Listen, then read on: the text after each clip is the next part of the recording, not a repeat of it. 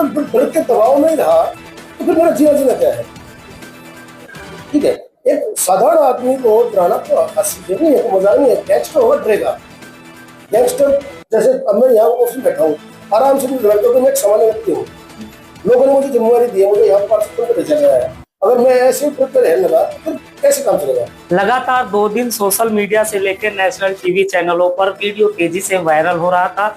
जो ward number 7 के counsellor हैं उनको कौशल गैंगस्टर का साथी बताया जा रहा था। गुरुग्राम पुलिस की जांच में सामने निकल के आया वो अफवाह थी, पूरी तरह एक तरह से मनगढ़ंत बनाई हुई कहानी थी। और उसके पीछे का किरदार एक गैंगस्टर है जिस पर लगभग 32 मुकदमे हैं और उसका ही एक गुर्गा एक तरह से कह सकते भाई साहब कह रहे हैं, उसने ये षड्यंत्र रचा और इनकी छवि खराब करने की कोशिश की गई।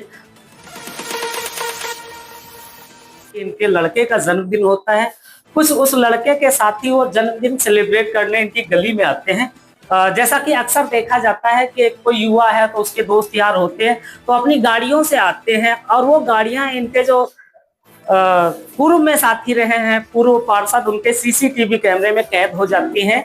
उसके बाद में एक वीडियो बड़ा तेजी से वायरल होता है कि कौशल गैंग के सदस्य, इनको बता दिया जाता है और इनके गुर्गे ऐसे बताए जाते हैं कि 15 से 20 गाड़ियों में आए हैं और ब्लैक कलर की स्कॉर्पियो है और उन्होंने रंगदारी मांगी है कि अगर वार्ड नंबर 7 के अंतर्गत आने वाले क्षेत्र में आपको काम करना है तो आपको रंगदारी देनी ही पड़ेगी, जिसमें कि इनका भी नाम शामिल कर दिया जाता है, उनके बेटे का नाम शामिल कर दिया जाता है।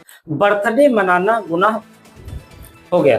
देखिए, देवेंद्र है लड़का हमारा, उसका जन्मदिन था, उसको बनाने में उनके साथी यार दोस्त आए हुए थे और सब पढ़े लिखे बच्चे थे, कोई क्रिमिनल्स नहीं थे, ना इस तरह की कोई एक्टिविटी उन्होंने की, ना कोई झगड़ा हुआ, ना किसी ने गलत व्यवहार किया, ना किसी को कोई धमकी दी।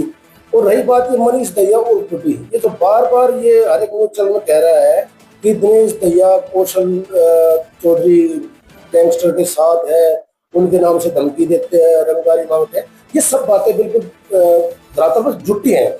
इस चीज़ का तो हमारे पुलिस ने भी पूरी जांच की है और पूरी जांच में यही पाया गया है कि इस तरह की जो ये इन्होंने एप्लीकेशन दी थी, एक थाने में शिकायत दी थी, वो सरासर झूठ है।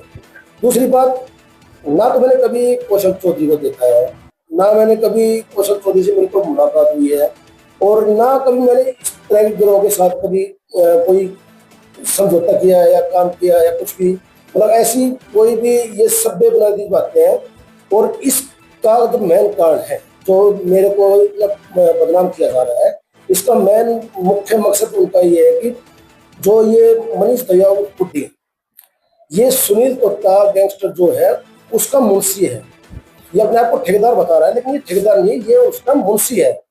और इसने मेरी राजनीतिक छवि को खराब करने के लिए एक राजनीतिक द्वेष की भावना से इसने जो एक एप्लीकेशन दी है मेरे और मेरे बेटे के खिलाफ। मैं आपको बताना चाहूँगा, उस दिन मैं नगर निगम में मेयर मैडम के साथ बैठा था, जॉइंट कमिश्नर भी हमारे साथ में। सैनिटेशन के लिए गुड़गांव के अंदर जो हमारा सैनिटेशन का है, गार्बेज का है, इसमें थोड़ी समस्या चल रही है, पूरे गुड़गांव को पता है।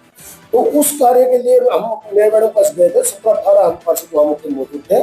5:30 बजे मैं आया हूँ तो मुझे इस बात का पता लगा कि कोई ऐसी वो है, लेकिन इस तरह की कोई बात नहीं हुई। भैया साहब, आपके नाम से कई सारे सोशल मीडिया पर वीडियो बड़ा तेजी से वायरल हो रहे हैं, कुछ लोग आपको गैंगस्टर का साथी बता रहे हैं। अब पुलिस ने क्लीन चिट दे दी है, तो आप उनके अगेंस्ट कार्रवाई करोगे जिन्होंने वो खबरें चलाई और जिन्होंने बोला? हाँ बिल्कुल, मैं उनके खिलाफ बिल्कुल कोर्ट में जाऊंगा और मेरे जो मान को सम्मान और ठेस पहुंची है, मैं उसके लिए मानहानि का दावा जरूर करोगे। जरूर।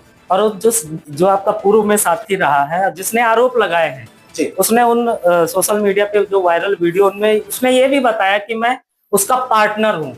तो जिसका वो पार्टनर है उस पे अभी तक कितने केस हैं? लगभग उस पे लगभग 32 से 35 केस दर्ज है और खुद इस मनीष दहिया को 6 मुकदमे दर्ज है। जो अभी मैंने आपको बताना चाह रहा हूँ, जो पीछे अभी ये जेल से आया 2 महीने पहले छूट के, 1 साल से जेल में बंद था। इसमें वो मधेड़ी गाँव जो हमारा पड़ता है उसमें सुनील त्यागी पूर्व सरपंच थे, उनके ऊपर भी इन्होंने हमला किया था, उनका हाथ पैर तोड़ दिए थे। उस चक्कर में पुलिस ने इनको जेल भेज रखा था और अभी 2 महीने से आके ये मुझे फिर परेशान कर। मतलब डर लगता है आपको इनसे? डरना किस लिए है? डरने वाली कोई बात नहीं है इसमें। अगर डर के दबाव में ही रहा तो फिर मेरा जीना क्या है। ठीक है, एक साधारण आदमी को डराना तो हंसी के नहीं है, कोई मजाक नहीं है। गैंगस्टर होगा डरेगा। गैंगस्टर जैसे अब मैं यहाँ ऑफिस में बैठा हूँ, आराम से लड़ता हूँ, तो मैं एक सामान्य व्यक्ति हूँ।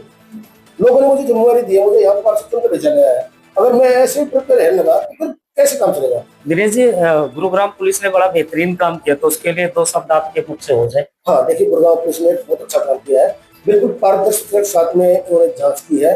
हर बात को उन्होंने बिल्कुल बारीकी से समझा है। जो उन्होंने जो झूठे आरोप लगाए थे उसकी तह तक गुड़गांव पुलिस गई है।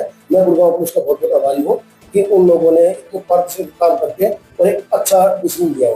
लगातार 2 दिन सोशल मीडिया से लेकर नेशनल टीवी चैनलों पर वीडियो तेजी से वायरल हो रहा था।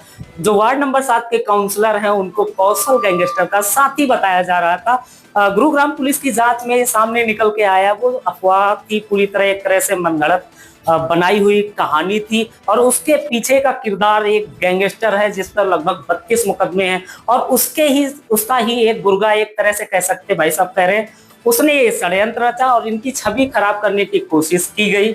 और जिसपे इन्होंने बताया कि चेतावनी भी दी कि हम मानहानि का केस भी करेंगे जिन्होंने वो वीडियो डाले हैं और जिन्होंने बयान दिए हैं मीडिया पर। तो हमारे साथ काउंसलर वार्ड नंबर 7 भाई दिनेश दहिया जुड़े, बहुत बहुत धन्यवाद सर।